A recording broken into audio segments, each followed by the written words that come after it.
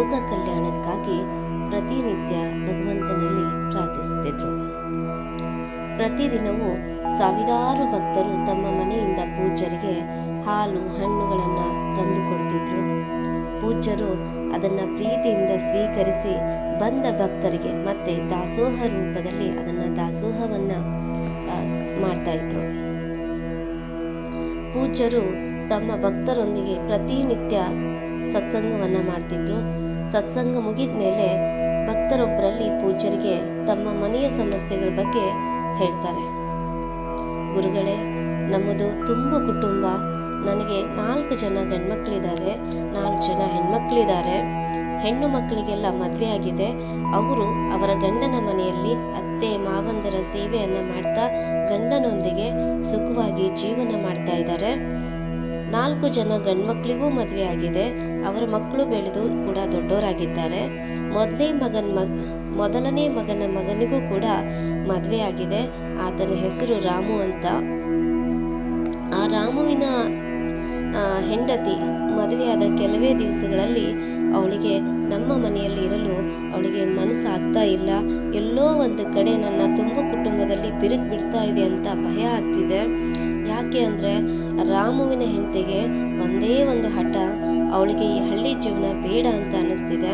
ನಾನು ಓದಿದವಳು, ನನಗೆ ಪಟ್ಟಣದ ಜೀವನ ಬೇಕು, ನಡೆ ಪಟ್ಟಣಕ್ಕೆ ಹೋಗಬೇಕು ಅಂಥೇಳಿ ನನ್ನ ಮೊಮ್ಮಗನ ಜೊತೆಗೆ ಅವನ ಹೆಂಡತಿ ಪ್ರತಿ ಕ್ಷಣ ಜಗಳ ಮಾಡ್ತಾ ಇರೋದು ನನಗೆ ತುಂಬ ಮನಸ್ಸಿಗೆ ನೋವಾಗ್ತಾ ಇದೆ. ಯಾಕಂತಂದರೆ ನಾವೆಲ್ಲರೂ ಒಟ್ಟಿಗೆ ಇರಬೇಕು ಅನ್ನುವಂಥದ್ದು ನಮ್ಮ ಎಲ್ಲರ ಒಂದು ಆಸೆ ಇದೆ. ಆ ಹೆಣ್ಮಗಳು ಚಿಕ್ಕವಳಿದ್ದಾಳೆ, ನಾವು ಅವಳನ್ನ ಹೊಂದ್ಕೊಳ್ತಾ ಇದ್ದೀವಿ. ಆದರೂ ಕೂಡ ಅವಳು ನಮ್ಮ ಮನೆಯ ಸಂಸ್ಕಾರಗಳಿಗೆ ಅವಳಿಗೆ ಹೊಂದಾಣಿಕೆ ಆಗ್ತಾ ಇಲ್ಲ. ಇದೇ ನನಗೆ ಮನಸ್ಸಿನಲ್ಲಿ ದೊಡ್ಡ ಒಂದು ದುಗುಡವನ್ನು ತಂದಿದೆ, ಆತಂಕವನ್ನು ತಂದಿದೆ ಅಂತ ಗುರುಗಳ ಹತ್ರ ಆ ಮನೆಯ ಹಿರಿಯ ಹೇಳ್ತಾನೆ. ಆಗ ಪಟ್ಟಣದಲ್ಲಿ ಮನೆ ಮಾಡಲು ರಾಮುಗೂ ಕೂಡ ಇಷ್ಟ ಇಲ್ಲ. ಆದರೆ ಅವನ ಹೆಂಡತಿ ತವ್ರ ಮನೆಗೆ ಹೋಗಿದ್ದಾಳೆ, ನೀನು ಬಂದುಬಿಡು ಪಟ್ಟಣಕ್ಕೆ ಅಂತ ಹೇಳ್ತಾ ಇದ್ದಾಳೆ. ಆದರೆ ರಾಮುವಿಗೆ, ನನ್ನ ಮೊಮ್ಮಗ ರಾಮುಗೆ ಪಟ್ಟಣ ಇಷ್ಟ ಇಲ್ಲ. ಹಳ್ಳಿಯಲ್ಲಿ ನಮ್ಮೆಲ್ಲರ ಜೊತೆ ಕೃಷಿ ಮಾಡಿಕೊಂಡು ಕೃಷಿ ಕಾಯಕದಲ್ಲಿ ಹಳ್ಳಿಯಲ್ಲಿಯೇ ಬದುಕಲು ಇಷ್ಟಪಡ್ತಾ ಇದ್ದಾನೆ. ಆದರೆ ಅವನ ಹೆಂಡತಿ ಇಲ್ಲ, ಉದ್ಯೋಗವನ್ನು ಮಾಡಿಕೊಂಡು ನಾವು ಪಟ್ಟಣದಲ್ಲಿ ಇರೋಣ ಅಂತ ಹೇಳ್ತಿದ್ದಾಳೆ. ಅವನಿಗೂ ಕೂಡ ಒಂದು ಥರ ಮನಸ್ಸಿಗೆ ಸಂಕಟ ಆಗ್ತಾ ಇದೆ ಅಂತ ಮತ್ತೆ ಮುಂದುವರೆದು ಹೇಳಿದರು. ಅವರಿಬ್ಬರ ದಾಂಪತ್ಯ ಜೀವನದಲ್ಲಿ ಮನಸ್ತಾಪಗಳು ಬಂದಿವೆ. ಏನು ಮಾಡಬೇಕು ಅಂತ ನಮಗೂ ತೋಚಿಸ್ತಾ ಇಲ್ಲ. ಆದರೆ ಗುರುಗಳೇ, ಇದಕ್ಕೆ ನೀವೇನಾದರೂ ಒಂದು ಪರಿಹಾರ ನೀಡಬೇಕು ಅಂತ ಗುರುಗಳ ಹತ್ರ ವಿನಯದಿಂದ ಅವರು ಬೇಡ್ಕೊಳ್ತಾರೆ. ಆಗ ಗುರುಗಳು ಹೇಳ್ತಾರೆ, ನೋಡು, ಏನು ಹೆದರಬೇಡ, ಎಲ್ಲವೂ ಒಳ್ಳೆಯದಾಗುತ್ತದೆ. ಪಟ್ಟಣದಲ್ಲಿ ಬದುಕಬೇಕೆಂಬ ಆಸೆ ಅವಳಿಗೆ ದುರಾಸೆಯಾಗಿ ಕಾಡುತ್ತಿದೆ. ಅದು ಹೇಗೆ ಅಂದರೆ, ಒಂದ್ಸಲ ದೆವ್ವವಿರುವ ಒಂದು ಮರದ ಕೆಳಗೆ ಕ್ಷೌರಿಕ ಹೋಗ್ತಾ ಇರ್ತಾನೆ. ಆ ಒಂದು ಮರದ ಕೆಳಗೆ ಹೋಗುವಾಗ ಅವನಿಗೆ ಒಂದು ಶರೀರವಾಣಿ ಕೇಳಿಸುತ್ತೆ, ನೀನು 7 ಕೊಪ್ಪರಿಗೆ ಚಿನ್ನವನ್ನು ತೆಗೆದುಕೊಳ್ಳುವೆಯಾ ಅಂತ. ಆಗ ಕ್ಷೌರಿಕ ಆ ಕಡೆ ಈ ಕಡೆ ಸುತ್ತ ಎಲ್ಲ ಕಡೆ ನೋಡ್ತಾನೆ, ಅವನಿಗೆ ಯಾರೂ ಕಾಣಿಸಂಗಿಲ್ಲ. ಆದರೆ 7 ಕೊಪ್ಪರಿಗೆ ಹಣದ ಆಸೆ ಅವನನ್ನು ವಶಪಡಿಸ್ಕೊಳುತ್ತೆ. ಆಗಲಿ ಅಂತ ಆ ಶರೀರವಾಣಿ 7 ಕೊಪ್ಪರಿಗೆ ಏನು ಸಂಪತ್ತಿದೆ ಅಲ್ಲ, ಅದು ತಾನು ತಗೊಳ್ಬೇಕು ಅನ್ನುವಂಥ ಬಯಕೆ ಅವನಲ್ಲಿ ಬರುತ್ತೆ. ಅದಕ್ಕೆ ಅವನು ಆಗಲಿ ಅಂತ ಹೇಳಿದಾಗ ಅದನ್ನು ಸ್ವೀಕಾರ ಮಾಡ್ತಾನೆ. ನೀನು ಮನೆಗೆ ಹೋಗು, ಇಲ್ಲಿ ಆ ಶರೀರವಾಣಿ ಅವನಿಗೆ ಹೇಳ್ತಾ ಕ್ಷೌರಿಕನಿಗೆ ಹೇಳುತ್ತೆ, ಮತ್ತೆ ನೀನು ಮನೆಗೆ ಹೋಗು, ಅಲ್ಲಿ ನಾನು 7 ಕೊಪ್ಪರಿಗೆ ಚಿನ್ನವನ್ನು ಇಟ್ಟಿರುವೆ ಅಂತ ಹೇಳುತ್ತೆ. ಕ್ಷೌರಿಕ ಏನು ಮಾಡ್ತಾನೆ, ಅವನಿಗೆ ಒಂದು ಆತುರ ಮತ್ತು ಆಸೆ ಮತ್ತು ಎಲ್ಲವೂ ಸಿಗಬೇಕು ಅನ್ನೋ ಮೋಹ ಭ್ರಮೆ ಎಲ್ಲವೂ ಬಂದ್ಬಿಡುತ್ತೆ. ಅವನು ಬಹಳ ವೇಗದಿಂದ ಇದೇನು ನಿಜವೋ ಸುಳ್ಳು ಎನ್ನುವುದನ್ನು ನೋಡುವುದಕ್ಕೆ ಓಡೋಡಿ ಮನೆಗೆ ಹೋಗ್ತಾನೆ. ಮನೆಗೆ ಹೋದಾಗ 7 ಕೊಪ್ಪರಿಗೆ ನೋಡ್ತಾನೆ. ಅದನ್ನು ತೆರೆದು ನೋಡಿದಾಗ ಎಲ್ಲ ಆ ಬಂಗಾರದ ನಾಣ್ಯಗಳೇ ಇದ್ವು. ಆದರೆ ಕೊನೆಯ ಕೊಪ್ಪರಿಗೆಯಲ್ಲಿ ಮಾತ್ರ ಅರ್ಧ ಚಿನ್ನ ಇತ್ತು. ಕ್ಷೌರಿಕನಿಗೆ ಆ ಕೊಪ್ಪರಿಗೆಯನ್ನು ತುಂಬಿಸುವ ಆಸೆ ಬಲವಾಗುತ್ತೆ. ಹೌದು, 6 ಕೊಪ್ಪರಿಗೆ ಅಂತೂ ಪೂರ್ಣ ಚಿನ್ನದಿಂದ ತುಂಬಿದೆ, 7ನೇ ಕೊಪ್ಪರಿಗೆಯಲ್ಲಿ ಅರ್ಧ ಚಿನ್ನ ಇದೆ, ಇದನ್ನು ನಾನು ತುಂಬಿಸ್ಬೇಕು ಅನ್ನುವಂಥದ್ದೇ ಅವನ ಜೀವನದ ಗುರಿಯನ್ನಾಗಿ ಮಾಡ್ಕೊಳ್ತಾನೆ. 7ನೇ ಕೊಪ್ಪರಿಗೆಯನ್ನು ಅವನು ಬಂಗಾರದ ತುಂಬದೇ ಇದ್ದರೆ ಅವನ ಆಸೆ ಪೂರ್ಣವಾಗಲ್ಲ. ಅದಕ್ಕೆ ಅವನೇನು ಮಾಡ್ತಾನೆ, ತನ್ನಲ್ಲಿರುವ ಒಡವೆ ಹಣ ಎಲ್ಲ ಅದೆಲ್ಲವನ್ನ ಮತ್ತೆ ಚಿನ್ನದ ಹಣಕ್ಕೆ ಪರಿವರ್ತನೆ ಮಾಡ್ತಾನೆ. ಮತ್ತೆ 7ನೇ ಕೊಪ್ಪರಿಗೆ ಹಾಕ್ತಾನೆ. ಆದರೆ ಆ ಮಾಯಾ ಕೊಪ್ಪರಿಗೆ ಹಿಂದೆ ಹೇಗಿತ್ತೋ ಹಾಗೆ ಇರುತ್ತೆ, ಅದು ತುಂಬಂಗೆ ಇಲ್ಲ. ಇದರಿಂದ ಅವ್ನ ಮನಸ್ಸಿಗೆ ಭಾಳ ಬೇಜಾರಾಗುತ್ತೆ. ಇಷ್ಟೆಲ್ಲ ಹಾಕಿದ್ರು ಕೂಡ ಇದು ಯಾಕೆ ತುಂಬಲಿಲ್ಲಪ್ಪ ಅಂತೇಳಿ ಮನಸ್ಸಿನೊಳಗೆ ವ್ಯಥೆ ಪಡ್ತಾನೆ. ಮತ್ತೆ ತನ್ನ ಹೆಂಡತಿ ಮಕ್ಕಳ ಹಣವನ್ನೆಲ್ಲ ಏನು ಮಾಡ್ತಾನೆ, ಮತ್ತೆ ಚಿನ್ನವನ್ನು ಖರೀದಿಸಿ ಚಿನ್ನದ ನಾಣ್ಯಗಳನ್ನು ಮಾಡಿ ಮತ್ತೆ ಆ ಕೊಪ್ಪರಿಗೆ ಹಾಕ್ತಾನೆ. ಆದರೂ ಕೂಡ ಆ ಕೊಪ್ಪರಿಗೆ ಅಲ್ಲಿ ತುಂಬಂಗಿಲ್ಲ, ಅದು ಯಥಾಸ್ಥಿತಿ ಹಿಂದೆ ಹೇಗಿತ್ತೋ ಹಾಗೇ ಇರುತ್ತೆ. ಆಮೇಲೆ ಏನು ಮಾಡ್ತಾನೆ, ರಾಜನ ಹತ್ರ ಕೆಲಸ ಮಾಡ್ತಿರ್ತಾನೆ. ಹೇಗಿದ್ರು ರಾಜ್ಯದ ಕ್ಷೌರಿಕ ಅವನು. ರಾಜನಿಗೆ ಹೇಳ್ತಾನೆ, ಮಹಾರಾಜರೇ, ನನ್ನ ಸಂಸಾರಕ್ಕೆ ನೀವು ಕೊಡೋ ಹಣ ಸಾಲ್ತಾ ಇಲ್ಲ, ಅದಕ್ಕೆ ನೀವು ಜಾಸ್ತಿ ಮಾಡಬೇಕು ನನ್ನ ಸಂಬಳ ಅಂತ ಕೇಳ್ತಾನೆ. ಆಗ ರಾಜ ಕ್ಷೌರಿಕನ ಮೇಲೆ ರಾಜನಿಗೆ ತುಂಬ ವಿಶ್ವಾಸ ಇರುತ್ತೆ. ಯಾಕಂದರೆ ಇವನು ತುಂಬ ಪ್ರಾಮಾಣಿಕವಾಗಿ ಕೆಲಸ ಮಾಡುವಂಥ ವ್ಯಕ್ತಿ ಇರ್ತಾನೆ ಹಿಂದೆ.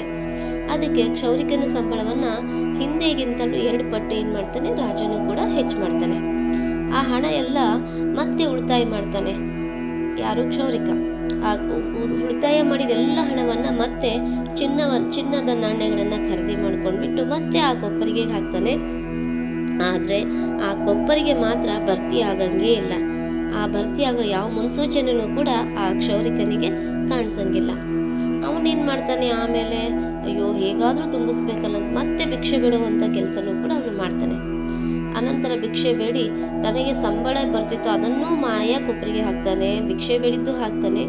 ಹೀಗೆ ತಿಂಗಳುಗಳು ವರ್ಷಗಳು ಸಾಗ್ತಾ ಹೋಗುತ್ತೆ.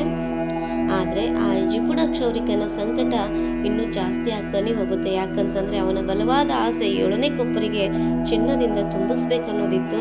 ಆದರೆ ಅದು ಚಿನ್ನದಿಂದ ತುಂಬ್ತಾ ಇರಲಿಲ್ಲ. ಏನೋ ಒಂಥರ ಮಾನಸಿಕ ವೇದನೆಯಿಂದ ಬೆಳೀತಾರೆ. ಇವನ ಹಾವ ಭಾವ ಮಾನಸಿಕವಾಗಿ ದೈಹಿಕವಾಗಿ ಇವನು ಕುಗ್ಗೋದನ್ನು ರಾಜ ಗಮನಿಸ್ತಾನೆ. ಆಗ ರಾಜ ಕೇಳ್ತಾನೆ, ಪ್ರಶ್ನೆ ಮಾಡ್ತಾನೆ ಕ್ಷೌರಿಕನ ನೋಡಿ, ಏನಯ್ಯ, ನಿನಗೆ ಸಂಬಳ ಅರ್ಧದಷ್ಟು ಇದ್ದಾಗ ಬಹಳ ಸಂತೋಷವಾಗಿದ್ದೆ, ಸಂತೃಪ್ತವಾಗಿ ಜೀವನ ಮಾಡ್ತಿದ್ದೆ. ನೀನು ಸಂಬಳ ಹಿಂದಿನ ಸಂಬಳಕ್ಕಿಂತ 2 ಪಟ್ಟು ನಾನು ಜಾಸ್ತಿ ಮಾಡಿದ್ದೀನಿ. ಆದರೂ ಕೂಡ ನೀನು ದುಃಖಿ ದೀನನು ಆಗ್ತಿದೆಯಲ್ಲ, ಯಾಕೆ, ನಿನಗೇನಾಗಿದೆ ಹೇಳು ಅಂತ ಕೇಳ್ತಾನೆ. ಅಷ್ಟೇ ಅಲ್ಲದೆ ರಾಜ ಮುಂದುವರೆದು ಹೇಳ್ತಾನೆ, ಕೊಪ್ಪರಿಗೆ ಹಣ ನಿನಗೇನಾದರೂ ಸಿಕ್ಕಿದೆನಾ ಅಂತ ಕೇಳ್ತಾನೆ. ಆಗ ರಾಜನಿಗೆ ಮಾತು ಕೇಳಿಬಿಟ್ಟು ಕ್ಷೌರಿಕನಿಗೆ ಆಶ್ಚರ್ಯ ಆಗ್ಬಿಡುತ್ತೆ. ಅವಾಗ ರಾಜರೇ, ಯಾರು ನಿಮಗೆ ಇದನ್ನು ಹೇಳಿದ್ರು ಅಂತ ಮತ್ತೆ ಕೇಳ್ತಾನೆ. ಆಗ ರಾಜ ಹೇಳ್ತಾನೆ, ಯಕ್ಷ ಯಾರಿಗೆ 7 ಕೊಪ್ಪರಿಗೆ ಹಣವನ್ನು ಕೊಡ್ತಾನೋ ಅವನ ಲಕ್ಷಣ ಈಗ ನಿಂದೇನಿದೆಯಲ್ಲ ಅದೇ ಸ್ಥಿತಿ ಇರುತ್ತೆ ಅಂತ ರಾಜ ಹೇಳ್ತಾನೆ.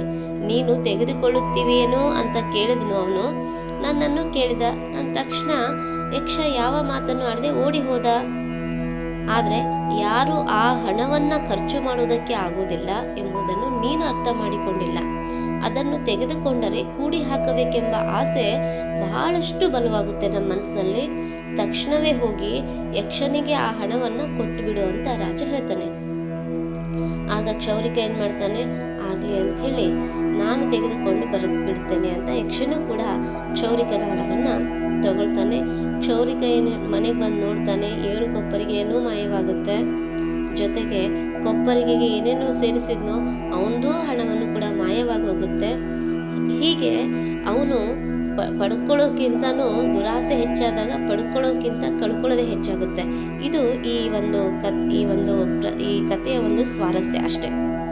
ಆದರೆ ಇದೇ ಥರ ನಿನ್ನ ಸ್ವಾಮಿಗಳು ಆ ಭಕ್ತನಿಗೆ ಹೇಳ್ತಾರೆ, ಈ ಒಂದು ಕ್ಷೌರಿಕನ ಸ್ಥಿತಿನೇ ರಾಮುವಿನ ಹೆಂಡತಿಗಾಗಿದೆ. ಪಟ್ಟಣದಲ್ಲಿರಬೇಕು ಅನ್ನೋ ಆಸೆ ಅವಳಿಗೆ ದುರಾಸೆಯಾಗಿ ಕಾಡ್ತಾ ಇದೆಯಲ್ಲ, ಅವಳು ಸ್ವಲ್ಪ ದಿನ ಆ ಪಟ್ಟಣದಲ್ಲಿ ಇರಲಿ ಬಿಡಪ್ಪ, ನಿನ್ನ ಮೊಮ್ಮಗನಿಗೂ ಕಳಿಸು.